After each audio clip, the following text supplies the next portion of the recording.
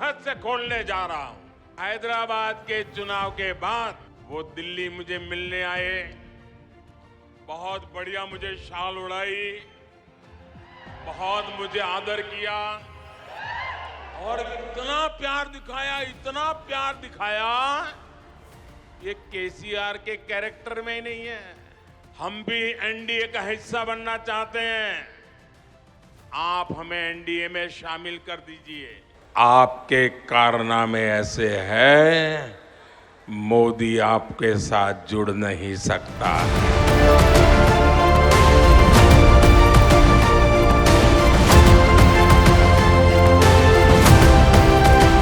कर्नाटका चुनाव में बीआरएस ने कांग्रेस की जमकर मदद की थी और अब इस चुनाव में कांग्रेस अपना कर्ज उतार रही है, क्योंकि कर्नाटक में भरपूर खजाना, ये तेलंगाना की जनता से लूटा हुआ माल कर्नाटका में कांग्रेस को दे दिया गया, ताकि वहां कांग्रेस जीत जाए, फिर उसको मिलकर के तेलंगाना में जिल जाए। ये बीआरएस खेल करती है भाइयों। मैं आज पहली बार एक रहस्य खोलने जा रहा हूं। खोल दूं? सच बता दूं भाइयों? पहले कभी नहीं बताया, आज बता देता हूं। और मेरे पत्रकार मित्रों से भी कहता हूं, जांच करवा लेना। 100% सच्चाई बताने आया हूं मैं आज। जब हैदराबाद म्युनिसिपल कॉरपोरेशन का इलेक्शन हुआ, भारतीय जनता पार्टी 40-45 सीटें जीत करके आ गई। 48 किसी को बहुमत नहीं मिला। केसीआर को सपोर्ट की जरूरत थी और आपने देखा होगा,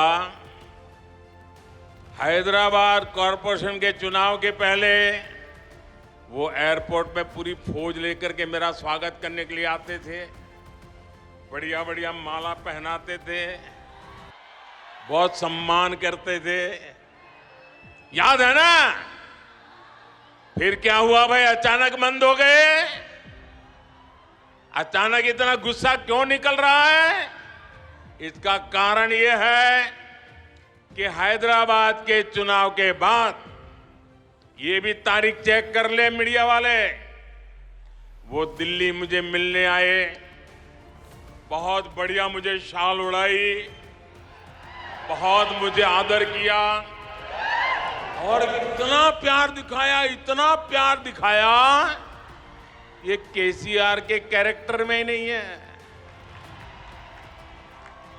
और फिर मुझे कहने लगे कि आपके नेतृत्व में देश प्रगति कर रहा है, हम भी एनडीए का हिस्सा बनना चाहते हैं, आप हमें एनडीए में शामिल कर दीजिए। मैंने कहा आगे क्या? बोले हैदराबाद में म्युनिसिपल कॉरपोरेशन में हमारी मदद कर दीजिए। मैंने केसीआर को कहा, आपके कारनामे ऐसे हैं, मोदी आपके साथ जुड़ नहीं सकता है। हैदराबाद में हमें विपक्ष में बैठना पड़ेगा तो बैठेंगे। केसीआर की सरकार हमारे कार्यकर्ताओं पर जुल्म करेगी तो जुल्म सहेंगे, लेकिन हम तेलंगाना की जनता से दगा नहीं कर सकते हैं। भले तेलंगाना की जनता ने हैदराबाद में हमें पूर्ण बहुमत दे दिया, लेकिन 48 सीट भी तेलंगाना का भाग्य बदलने की शुरुआत है।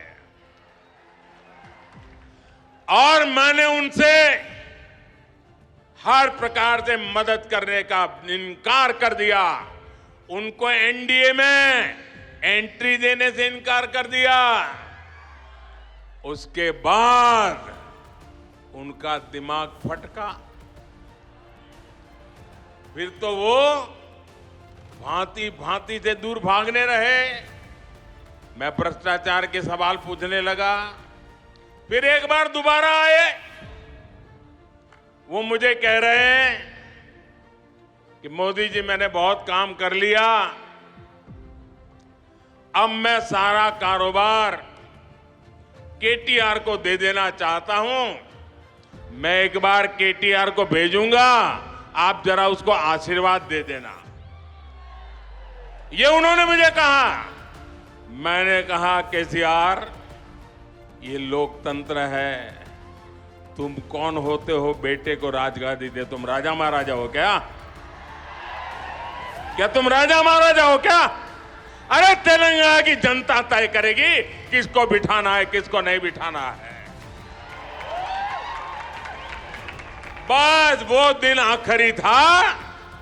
उसके बाद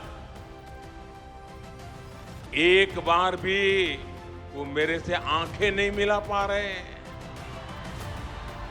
मेरा परछाया भी देखने की हिम्मत नहीं बची उनकी। आप देखा, अभी मैं सरकारी कार्यक्रम करके आया, कोई भ्रष्टाचारी मेरे बगल में बैठ करके मेरा ताप सहन नहीं कर सकता है, इसलिए भाग रहे हैं।